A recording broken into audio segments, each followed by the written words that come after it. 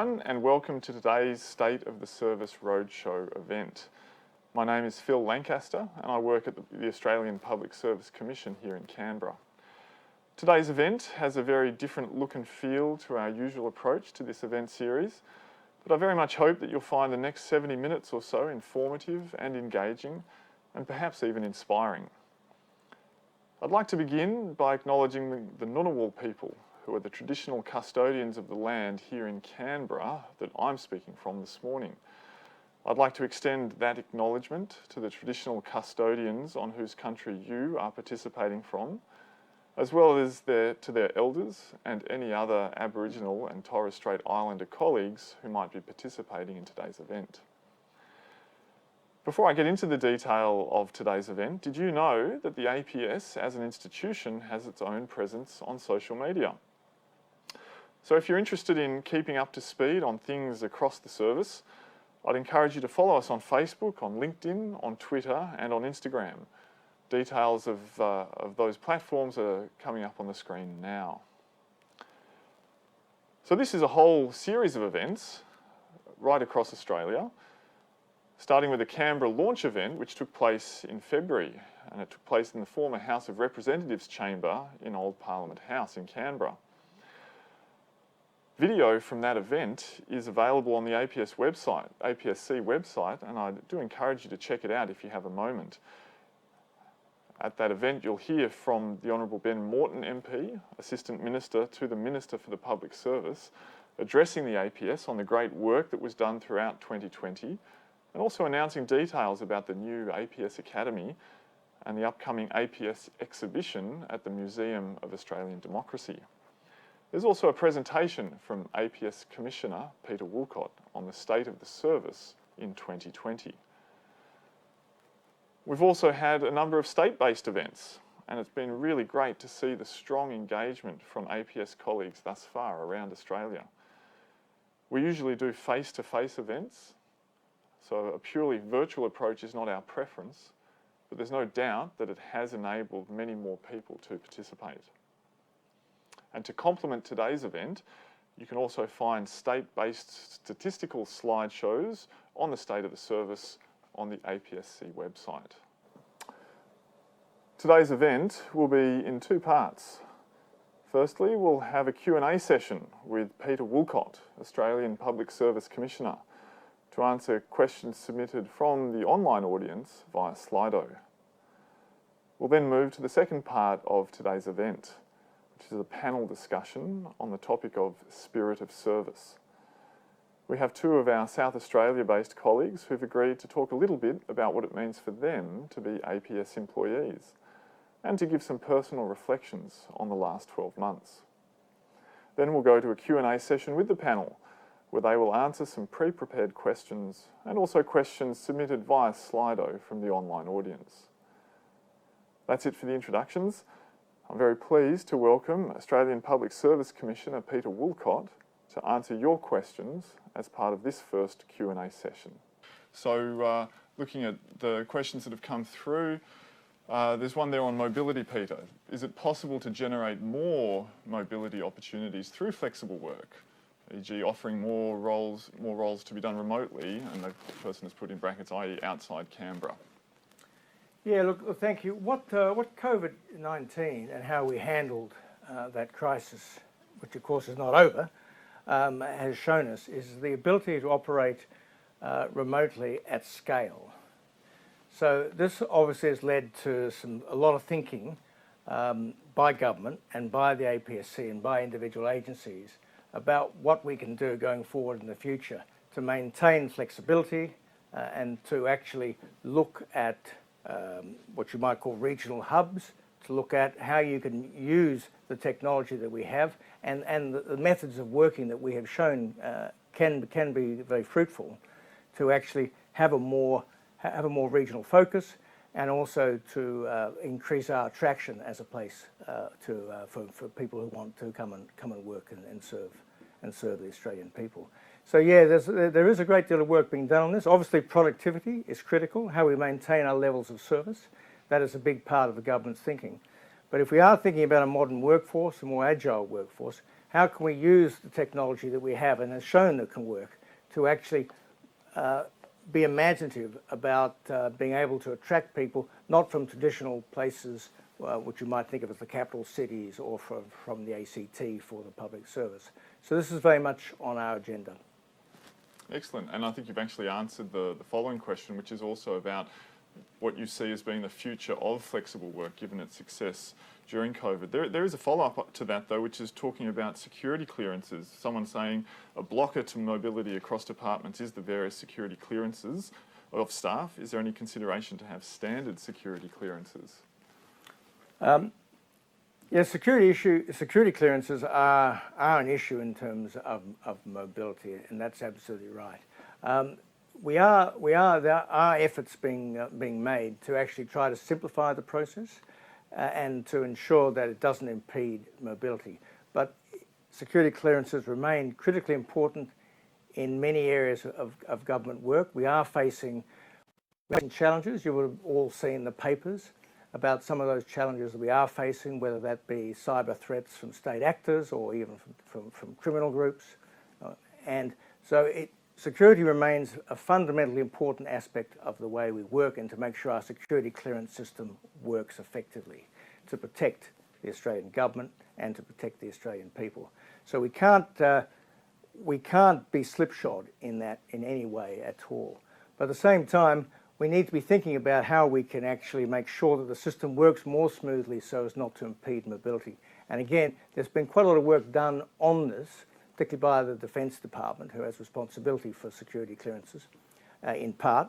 And hopefully we'll continue to make positive improvements around the speed and around being able to move people between positions. Thanks for that. So moving on from security to integrity, there are a couple of questions about integrity coming at it from two slightly different angles actually. So one person is just wondering why the focus on integrity. Seems to me that integrity in the APS is pretty strong, question mark. But then someone else saying, is online training really enough to address integrity issues? Yeah, okay, look, thanks for those questions. It's absolutely critical that the Australian Public Service has the trust of the Australian people. And fundamental to that is integrity. For me, it's almost a building block for everything else that follows.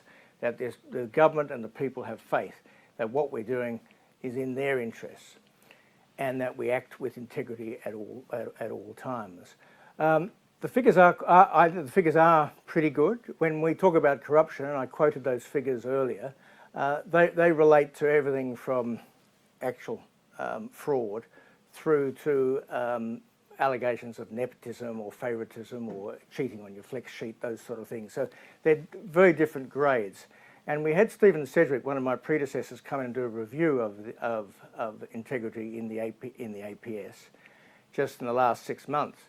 And again, the point is made, we are pretty strong on integrity. But we've always got to be vigilant and we've always got to maintain that focus on integrity. So it is something that really needs to be continued to be sort of pushed and promoted and refined. And so in terms of teaching integrity, we've approached it in 2 stages. The first stage is an e-module, which will be for all new starters in the public service, whether they start as a graduate or as a cadet, or they come in from the private sector at some other level. They'll all go through the module, and that'll be mandatory, and the government has made that decision. And so that is foundational training. So I think the course it's well worth getting on and having a look at, even if you're not having to do the course.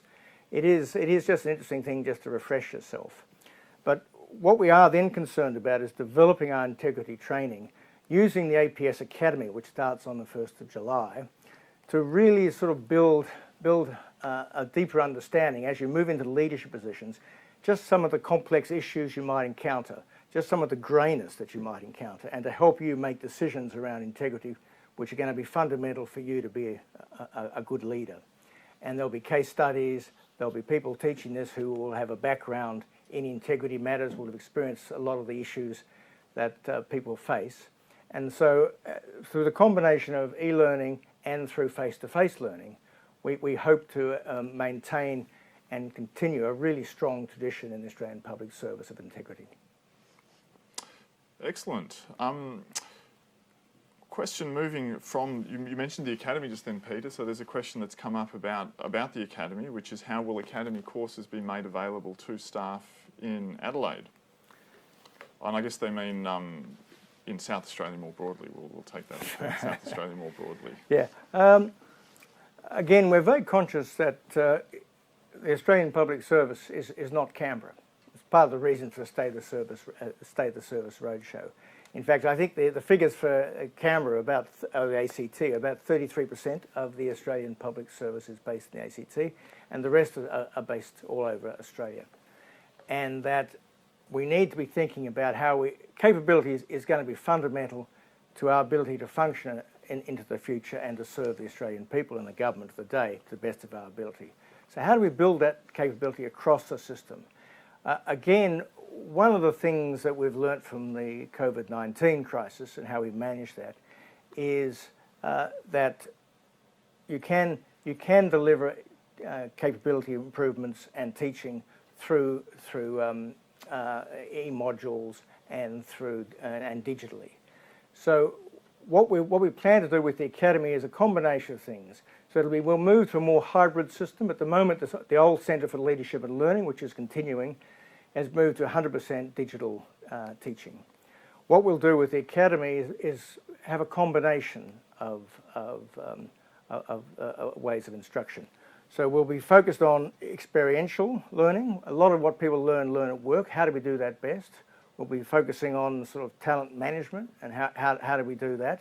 But in terms of actual teaching public sector craft or teaching leadership or integrity, it'll be a combination of e-module learning, which will be more foundational, but which will be obviously easily available to anyone, anywhere in Australia. And then we'll look to, as I say, with a hybrid model, move to, as we go further up the sort of leadership chain in terms of dealing with complexity and public sector craft, we will be doing face-to-face learning. And obviously there you'll need to persuade your agency bosses to send you to Canberra for that. But there will be a great suite of options for you online as well. Okay, excellent. There's a question here about employment opportunities for people over 55. So obviously the figures for South Australia you mentioned, Peter, that a slightly high proportion of staff in that over 40 category. Someone's put through a question specifically about over 55s. What is the APSC doing, to offer, I guess, real career opportunities for those over 55? Yeah,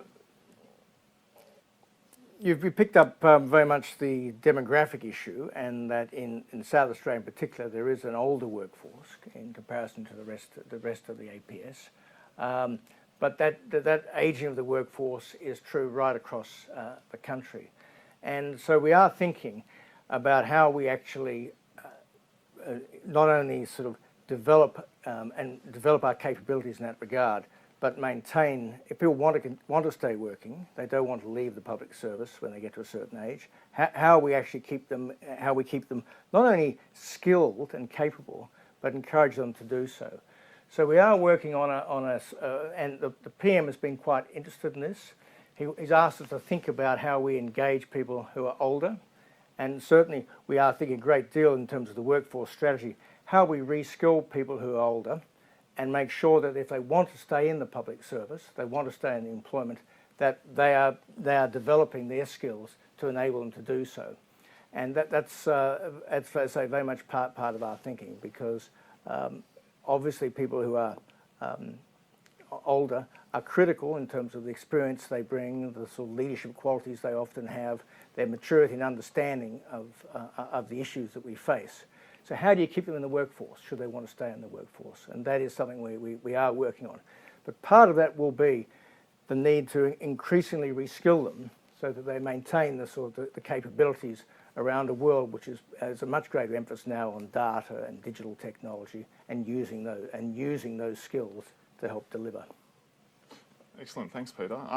So look, I'm very conscious of your time, so I think we'll just go to one last question, but it's a bit of a, we'll try and draw three of the questions that have come through together into one. So one person has asked about the ASL cap, if there are any plans to remove that to enable more recruitment. There's also a question about a trend in employing private contractor staff in someone's agency, and is that sustainable? And then there's a third question which is about how do we transition from crisis response to BAU? So it seems to me those are all sort of asking, coming at an issue from different sides. So just wondering if you can comment on the ASL cap, use of contractors, but then also more broadly moving from crisis response to BAU, but maintaining the positive momentum that we've got from the COVID response.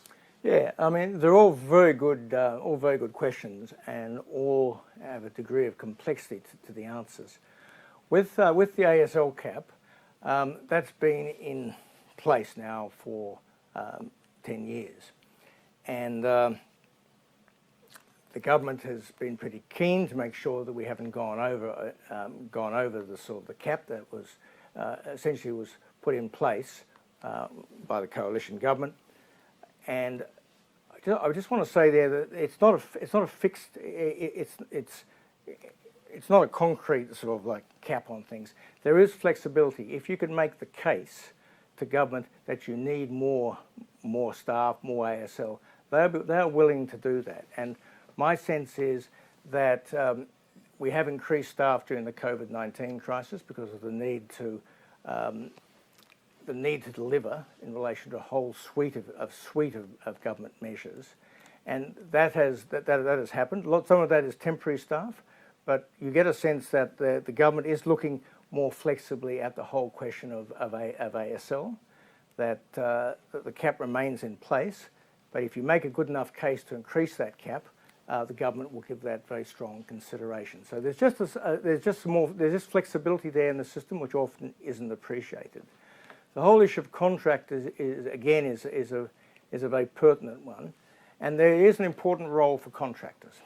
Contractors that they deliver, they have skills, and they deliver services which are often not available inside the public service, which are short term, and so there's legitimate role for the use of contractors. How much you use contractors, to what extent you balance that against long-term staff, these are questions we're looking at very much at the moment. When we produced the workforce strategy, and I commend that strategy to you, it came out a couple of months ago now, and you can find it online on our website. A lot of that is to do with developing our own capabilities. So when we set up the heads of professions, particularly digital and data, but also human resources, we're thinking again about how do we develop our own capability in areas which have traditionally been dominated by contractors. And so that is a big part of the way we're looking to the future. How do we build that capability inside our own system so we're not so reliant and dependent on contractors?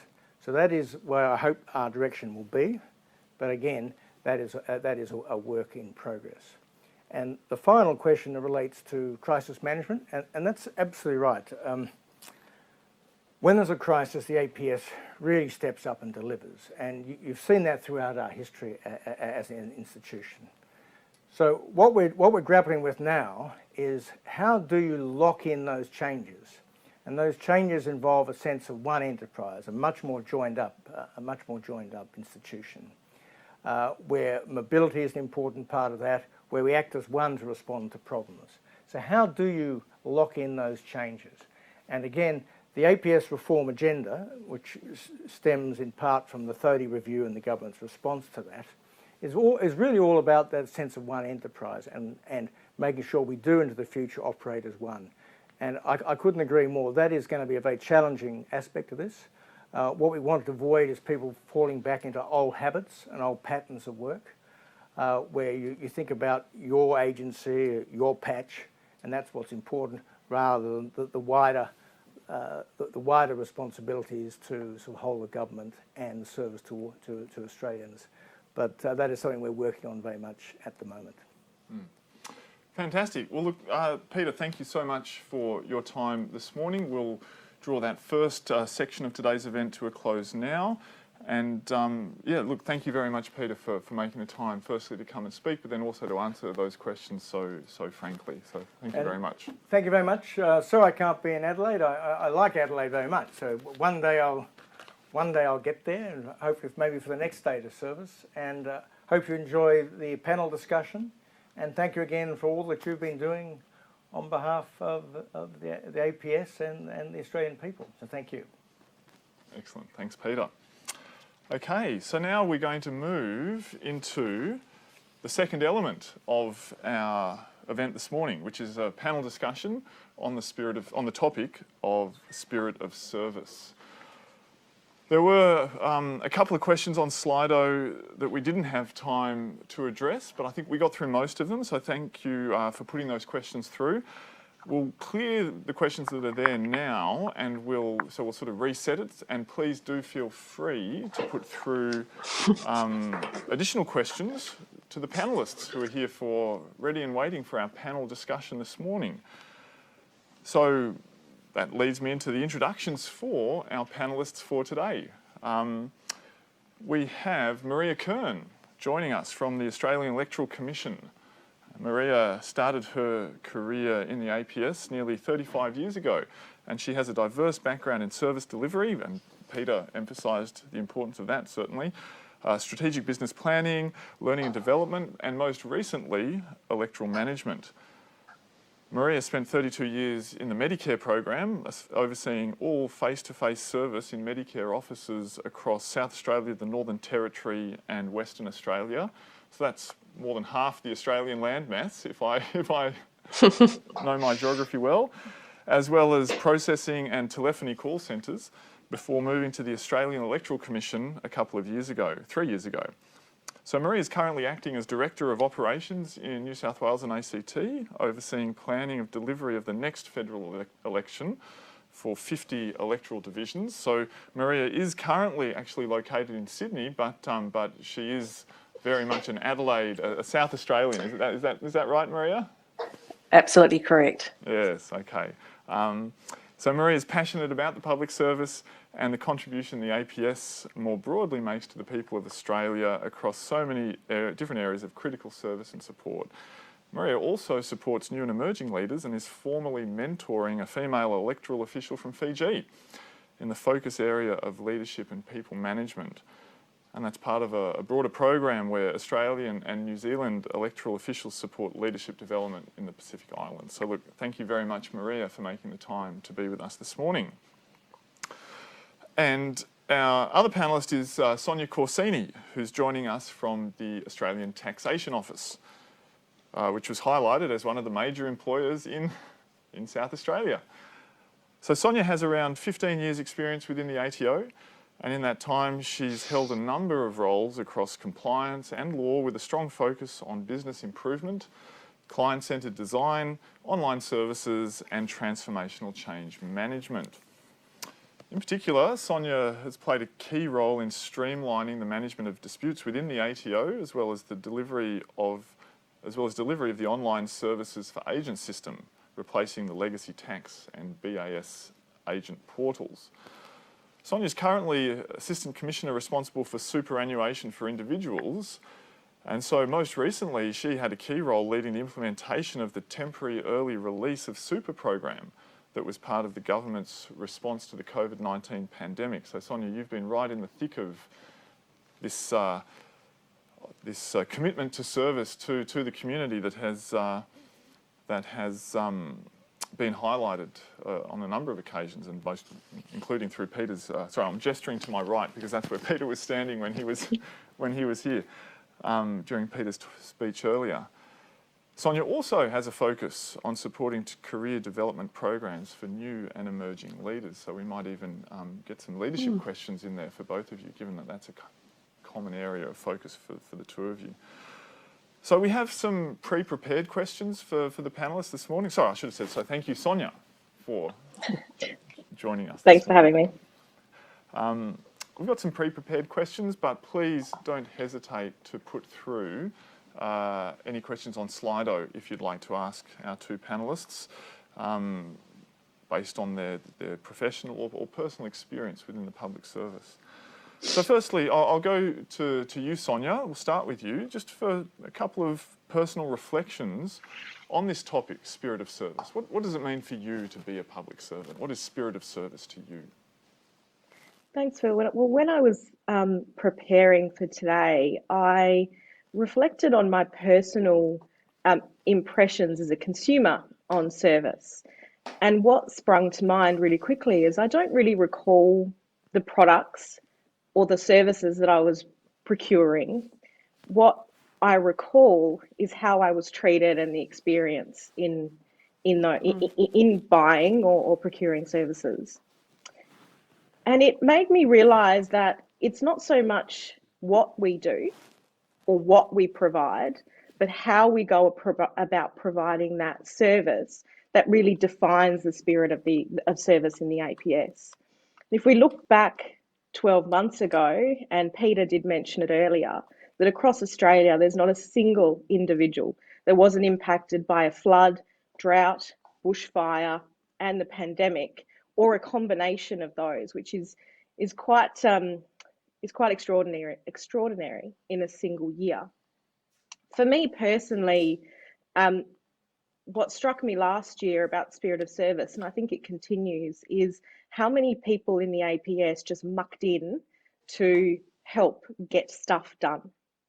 I personally led one of the economic stimulus measures from my home office, with staff scattered across the country. And whilst it was the most challenging year, I would say, of my career, and I think many people would say the same, it was an immense privilege to be able to be trusted with that particular program and leading that particular program. And I think most of my staff and others would agree that it was the most rewarding experience of the year. So in terms of slowly moving out of the pandemic and slowly moving out of what was a very, very difficult year, I think the challenge for us is to maintain that spirit of service.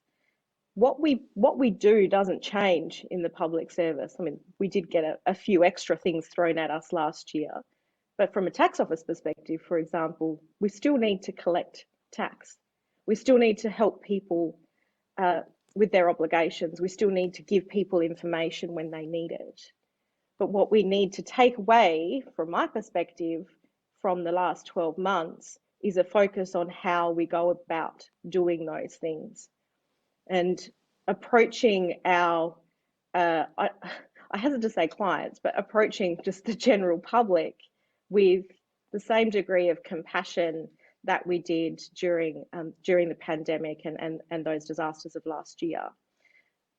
What we can do is shift the parameters of what we provide, but we should maintain the spirit of how we provide it, and remember that we're dealing with humans, and with every human has a different story and different challenges that they're dealing with. And if we put ourselves in their shoes and think a little bit about how we would feel in approaching a government agency for help, then I think we will continue to provide a really exceptional service to the public.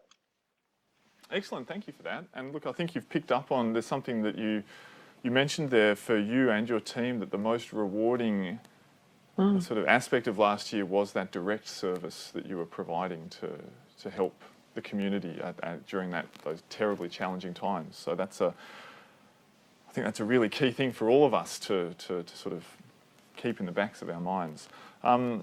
Maria, I'll throw to you. What is spirit of service for you? What does it mean to you to be a servant of the public? And I've approached this question a little bit more generalised than Sonia did, because for me, I've obviously been a public service servant for a very long time.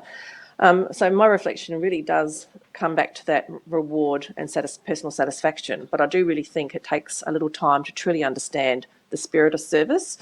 And you start to realise it's not just a job, it is a privilege to serve the people of Australia. And I've had 35 years to observe the evolution of the public service, implementing government policies of the day with increased focus on that improvement of outcomes for the people of Australia, with that customer-centric service model, and making sure our services are accessible. So we've potentially seen a lot of change in that progress of looking at our customers as our focus. But I want to remind everybody the reason why we're here, and that is each and every one of us in any of our roles has an impact somewhere, somehow, on an Australian. So for me, the spirit of service is that overwhelming desire to do the best I can, best of my ability, for the good of our people. So that really is what spirit of service means to me.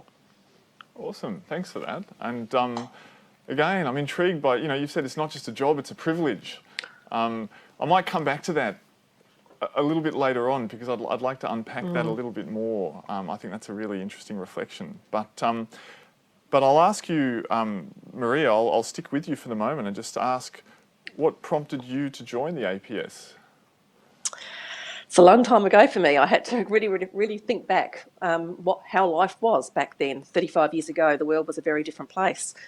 So I'll give you a little bit of history. I met my husband at school, which is obviously very different to how things probably play out these days. I bought my first house at 18 and was married at 20. And job-wise, there was so many entry-level positions to choose from. So the world was a very different place. The public service offered job security and great working conditions. My father prompted me to go to the public service because it had great working conditions, but more importantly, a great superannuation scheme. So he told me at 17 years old. I really didn't have any clue about superannuation back then, but it also offered great opportunity for women and part-time arrangements. So that was part of the reason why I joined. But little did I know at that time that I would be a career public servant, servicing the public across many different roles, and obviously in the area of Medicare, 35 years of servicing people with chronic illnesses and different programs in the Medicare program. Really, that's why, for me, the spirit of service and servicing our community really aligns with my values. So I'm really pleased that I stayed and was able to have a career in the public service. Awesome, thanks for that. And look, well done on your dad for giving you that excellent financial planning advice. Sonia, what about you? So what prompted you to join the APS?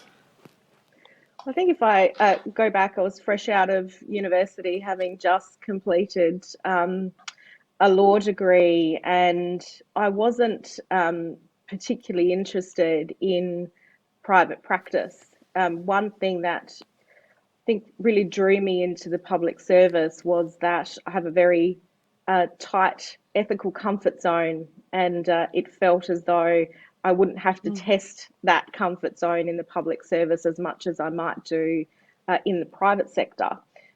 In terms of why I joined tax, that is a little bit ironic because I avoided anything to do with numbers, tax, finance at university like the plague. I would run in the opposite direction.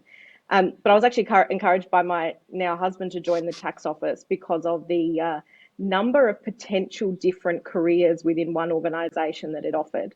I have and continue to move around, and it feels like I'm sort of starting new careers every few years, notwithstanding the fact that I haven't left the ATO. So I have, in terms of the ethical comfort zone, I have very much been able to stay within it, and that really is a really wonderful thing to not have to test that on a daily basis. Can I pick up on that ethical comfort zone? Have you experienced anything that has come close to testing it, or have you observed in others situations which for you might have come close? I guess I'm trying to pick up also on what Peter mentioned earlier about integrity and the fact that this is of such critical importance to what we do as an institution serving the Australian people. I think there's certainly been situations over my career that have led me to ask questions about, is this the right thing to do? Is this the right decision to make?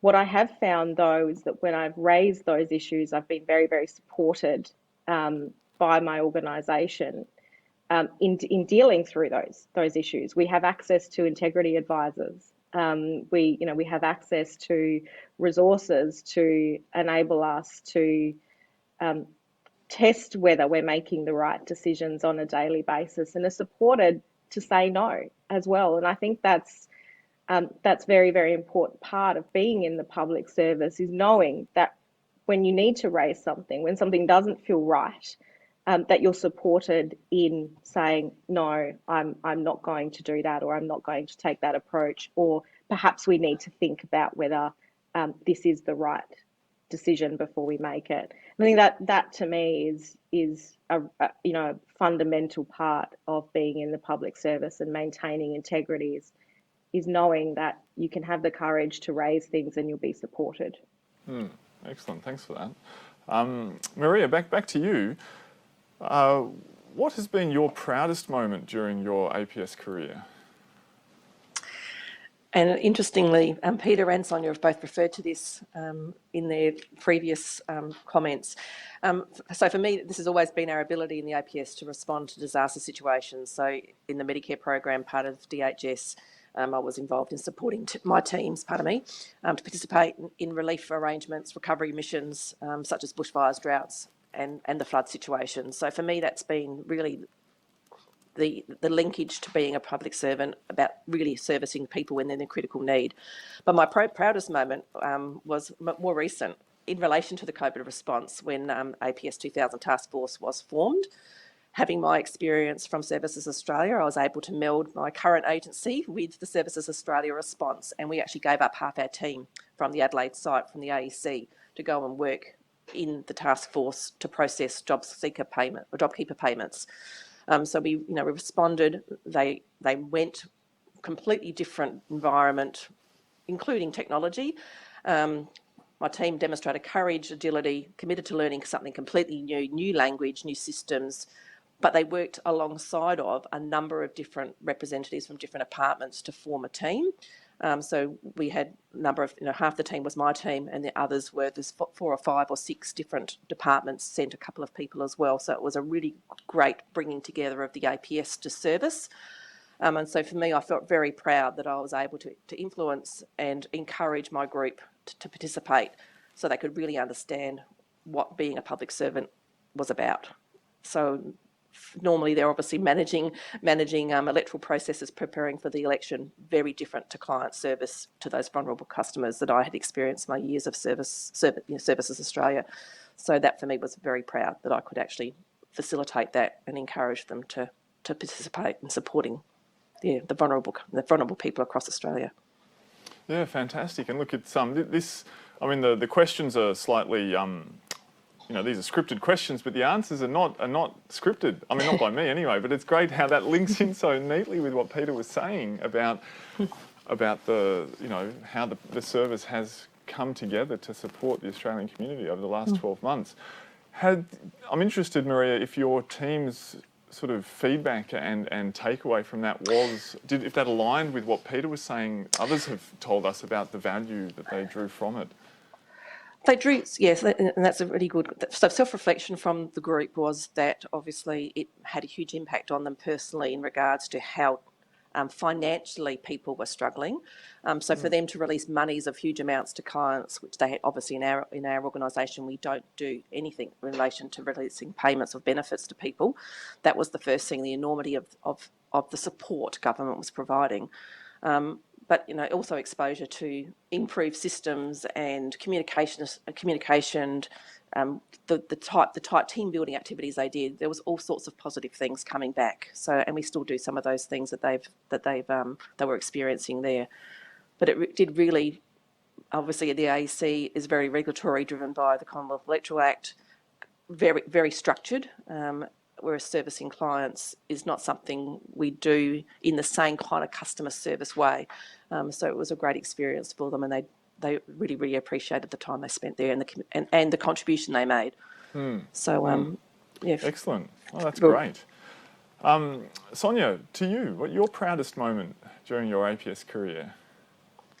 It's certainly hard to top last year. It's in a similar way to what Maria has mentioned. I think one thing that happened last year that doesn't happen very often, and I would hope that it happens more now, is just the connection across the agencies and the level of collaboration to get stuff done. So I know that within a couple of days of government announcement about the super early release measure, for example, I was on the phone with representatives from ASIC, APRA, Home Affairs and AUSTRAC, sorting out what we needed to do. And we just got it done. And we've never really had, well, certainly my experience, I've never really had that level of collaboration at such speed and scale with other agencies. And it was the difference between being able to do what we did successfully in the time frame we had. I think it was my proudest moment, not so much because of my involvement, but being able to see my staff sort of grow and develop and get out of their comfort zone and do things that they hadn't done before, hadn't tested before, and really stretched their capabilities, and they've really developed because of that, and are seeing great success. A really, really wonderful thing to watch, and a very proud moment to see people do really, really well. Fantastic. There's a question that's come through for you, Sonia, specifically, but I guess probably it's applicable to both of you, but we'll go to you first, Sonia. How have you, and it aligns with one of the sort of pre-prepared questions as well, to a certain extent, how have you supported your team throughout such a turbulent year as 2020? So any insights or reflections on leadership? This comes back to this idea, I guess, of leadership and how you support the people that are around you. That is a really good question, because our ability to achieve what we need to is only as good as, you know, the effort of the people that we have working on it. And last year was an incredible challenge for everyone, and particularly my team, who didn't stop their day-to-day work. They did this additional work on top of what they had to do day to day. And it was for me, it was one of the things that kept me up at night, was making sure that the people I was working with were supported, that they were taking the time to look after themselves and not break, because it's really easy to run on adrenaline and get caught up in what you need to do. The way I managed that and dealt with, and the leadership I provided, was to be really open with my team about the challenges, making sure that it was okay for people to express that they might have been under stress or not coping, or feeling like they needed a break. That openness and transparency, and really focusing on the fact that this was a limited life problem that we were dealing with, that it was an immense privilege to be given this opportunity and trusted with it, and focusing on it was going to come to an end. So I think that got us through, and really just talking about it and being open about it, and supporting people who might have needed a break every now and then, to allow them to take it, and just remember that we're all human and we all need a bit of R&R every now and again.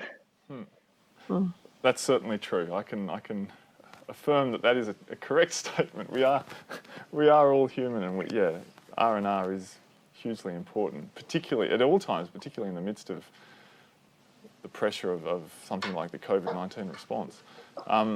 Maria, what about you? How did you support your team? And I think Sonia was right there.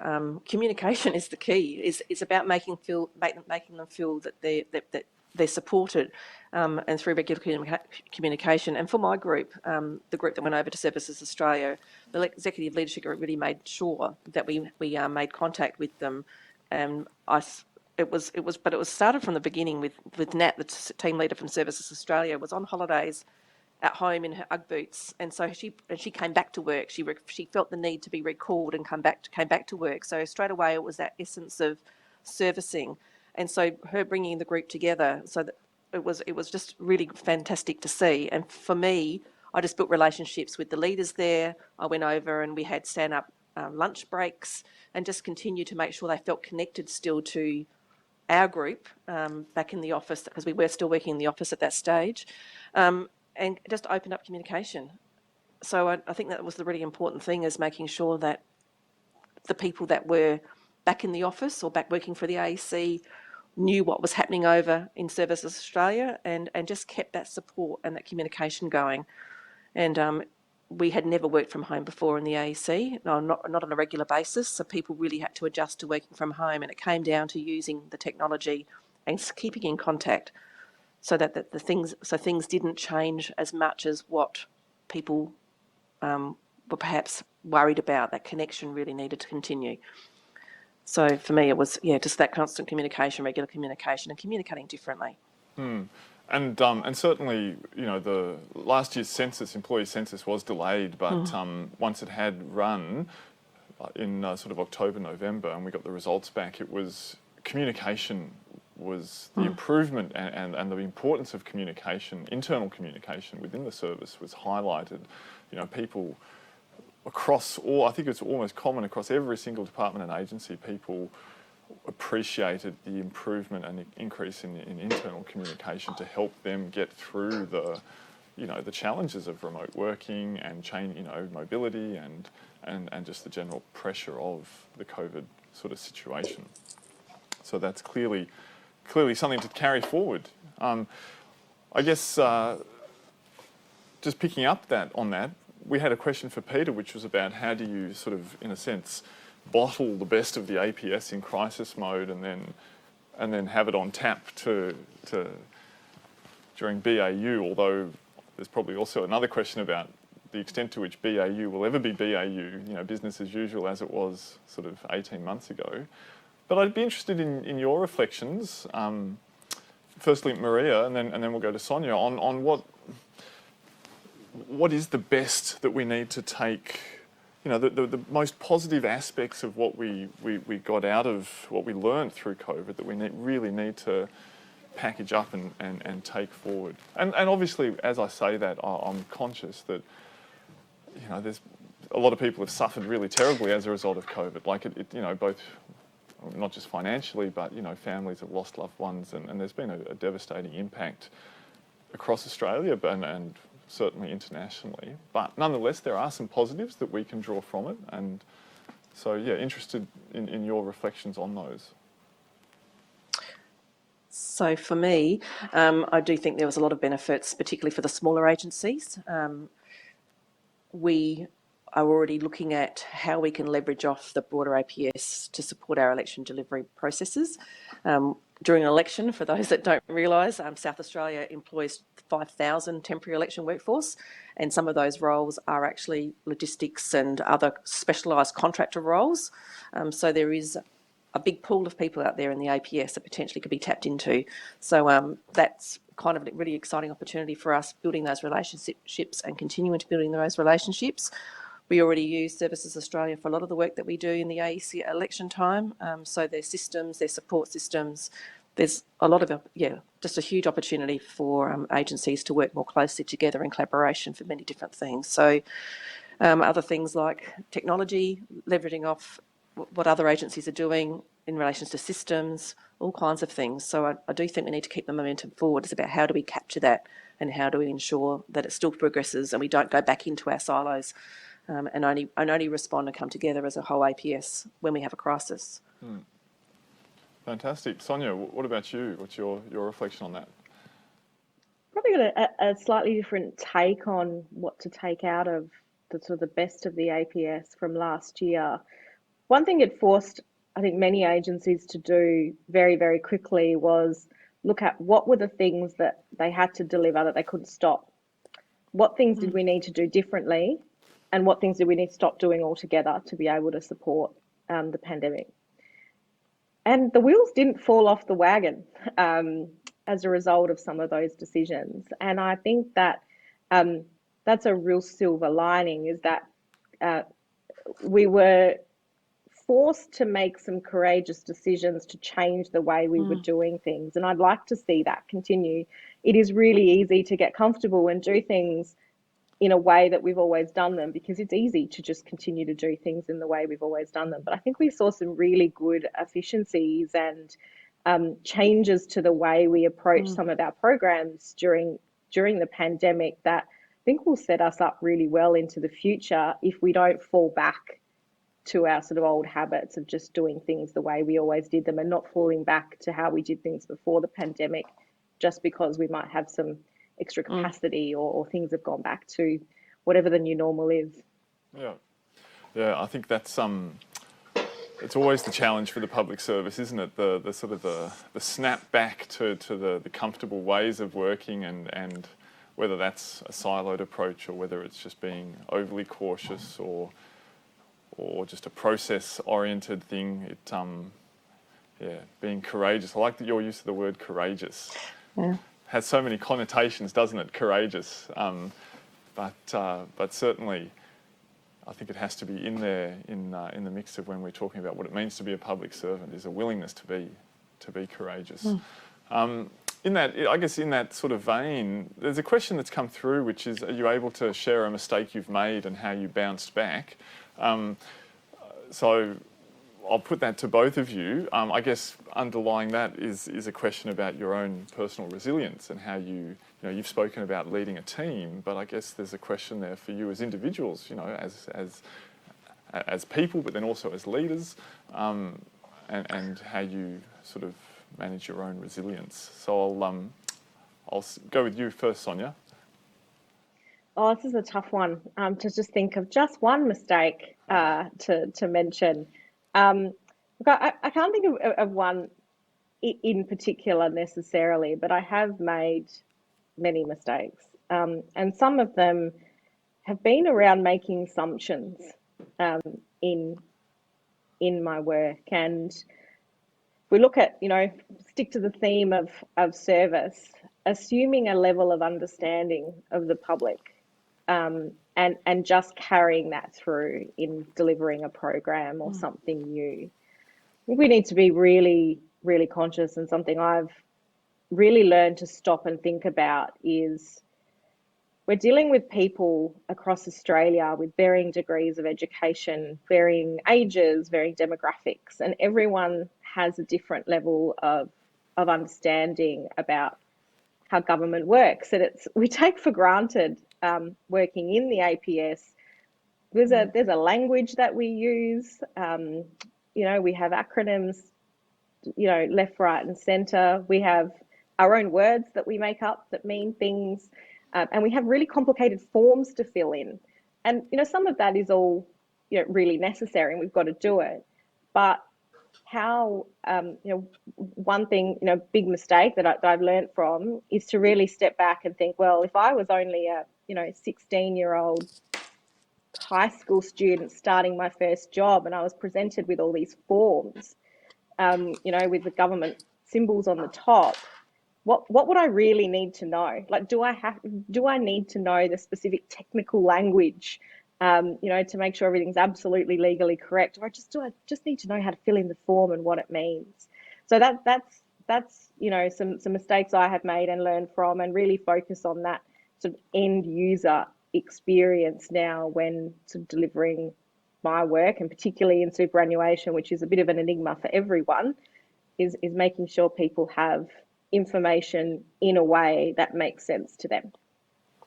Okay, excellent. Thanks for that. And Maria, what about you? Yeah, a little bit like Sonia, it's very hard to pinpoint something, but obviously we all make mistakes. But I think we're very lucky in the APS that we all have multiple policies and frameworks and processes and procedures. Everything is mapped out for you. So I don't think we are making decisions by frameworks and support materials. So I think most of the time we make decisions that are still within the realm of the policy and procedures and the frameworks that we're supported by. But if we don't, then it's about stepping up and saying you've made a mistake, and then how do we make our way through that? But it's encouraging the fact that you are supported if you make a mistake. There's always somewhere to move and move forward on it. Otherwise, we become risk adverse and we don't make decisions and take that and show that courage and make brave decisions to do different things differently. So that probably for me is my response to that. To think of a mistake, it probably is more internal than external, because I don't have the same level of influence on outward decisions. But I think it's just about acknowledging that a mistake has been made, and then about how do you focus on a solution and move forward. Yeah. I think that's a nice segue actually, because I think into the topic of leadership, because I think certainly in my mind that's a key part of being a leader is a willingness to acknowledge your mistakes as appropriate, and to say, yep, that one's on me, but then to demonstrate that you're learning from them, and that you're putting in place some sort of process to try and ensure that doesn't happen again. But both of you are clearly passionate about leadership and about fostering leadership in others. And there's a question, a very general question actually, that's come through to both of you, Sonia and Maria. What makes you passionate about leadership? So I'll leave it to you to answer as you see fit, in terms of what angle you want to approach it from. But maybe Sonia, will go to you first on that one. I think when you've experienced good leadership, it's easy to be passionate about good leadership. I think we've probably all experienced good leadership and not so good leadership, or where there might be an opportunity for improvement. I think when you see good leadership and you see the impact of that good leadership on people, it makes you want to be that person and have that impact. In my career, I've seen some really, really good leaders that deliver amazing things because the people they work with just want to do a good job and make their leader look good, to be honest. And I think that's what makes me really passionate about being a good leader and developing people and learning from the people around me and adapting to a style of leadership that suits them, to make sure that I get the most out of the people I've got working with me. Yeah, okay, great. Maria, what about you? Yes, similar. I think for me, as a leader, I get great personal satisfaction out of seeing people achieve things and pushing people or showing that you believe in people, to give them that encouragement and that confidence to actually try something. So I really think it's about that support and growing your people. And we've done a really good job as a leader if you are succession planning in your group and they can do the role without you being there. So for me, it's all about empowering people to do things, take risks, be confident in their knowledge and their experience and their application, and help them and support them through trying new things. So it's a satisfaction for me, but that progress, that real progress of people, seeing them develop around you, is a great thing. And like Sonia said, having a great leader as someone to refer to is always those people that inspire you to be better than you think you are. So just look for that person is useful. Actually, it's a nice segue. There's a question there again, specifically for you, Maria, which has come through on Slido. What's been your experience in progressing? I think it's in progressing your career in the APS, and what's your advice to others? So that's kind of a question that's already reflected in our previous things. I have had time to think about that, and I do say it is about trying to learn what your style is, and as Sonia said, being adaptable to your leadership style if you're looking to be a leader. But if you are looking at career progression, I do think it's really important to find somebody that you aspire to, that you can align with and aspire as an advocate or mentor, particularly in the APS. I think you need to pick the right person, and sometimes that person can change over time, depending on what you're looking for in your career progression. But it is really, really useful and really helpful to have a mentor that is a public servant, probably in a senior role somewhere, where you align with the way they behave, the way they, so there's an alignment as a mentor. But I think that's really important, is that you do need to have that advocate to help you along your way. Excellent. And it can it's either in or outside your agency. I think that's really important. Find that person and invest in learning. I think you can't sit still. You have to continually learn and educate yourself and take responsibility for yourself to continue to progress. So that's really important as well. Yeah. I just want to go back before we'll finish up in a sec, but just before we do, I want to go back to that initial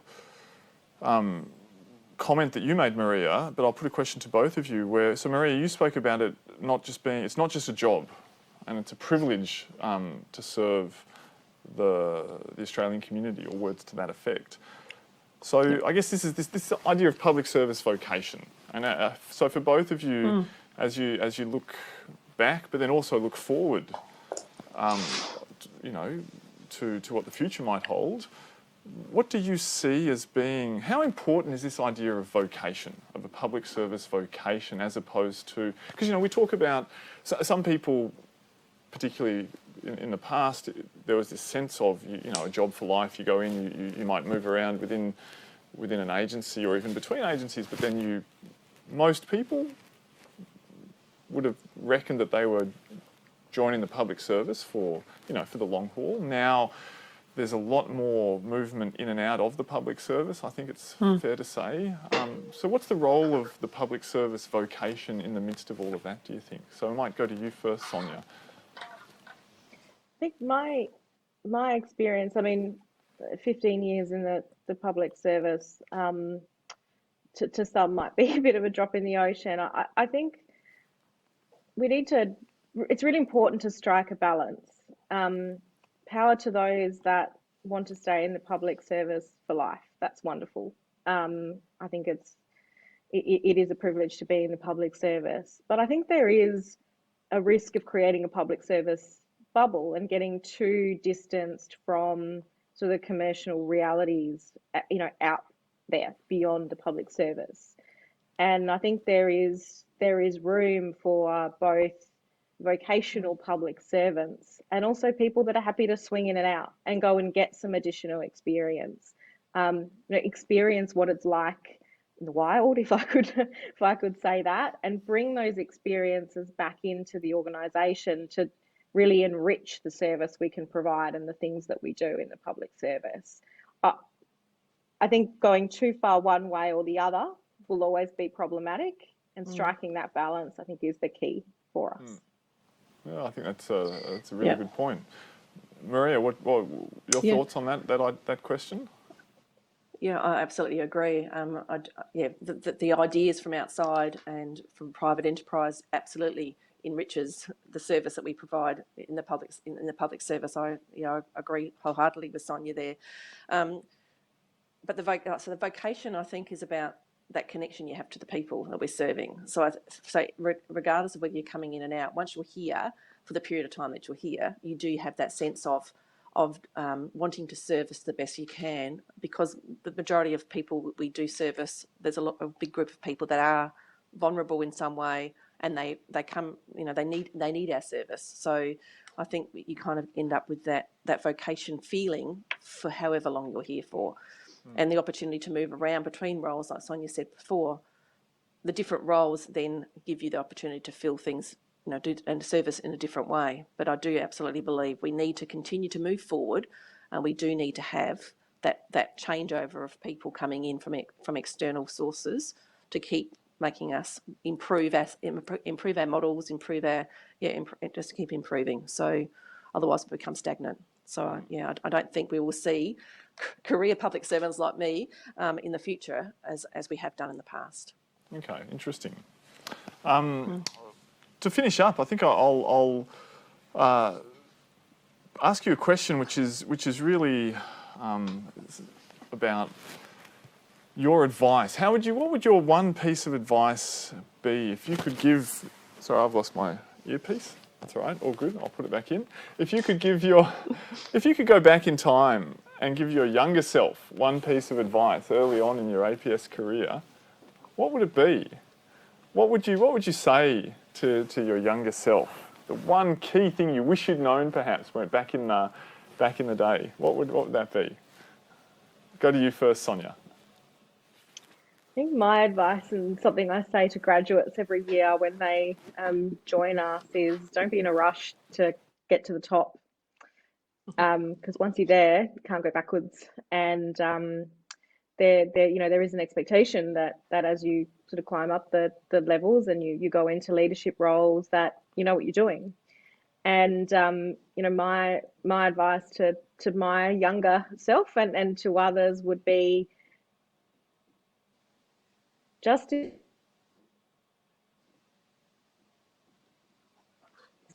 so I'm not sure if my audio just dropped out there, but my advice would be to just enjoy the development opportunities and learning at the more junior levels, because that will set yourself up for your later leadership roles. The best leaders are those who know what the people they are leading are doing.